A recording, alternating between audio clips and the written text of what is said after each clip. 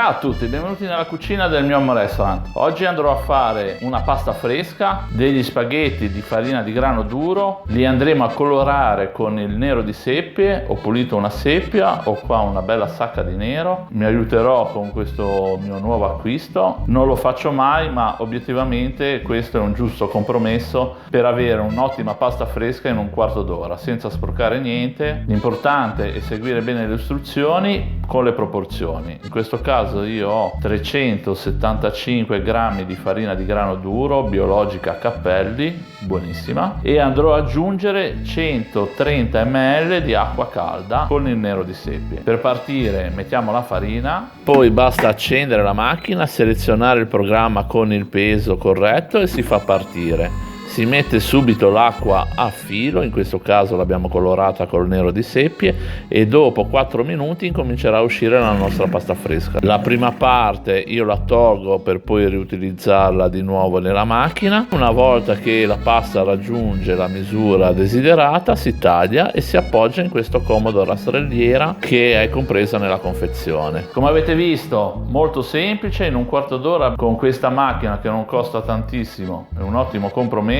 Abbiamo degli spaghettini al nero di seppie freschissimi, molto buoni. Vi aspetto per i prossimi video. Ciao da Andrea.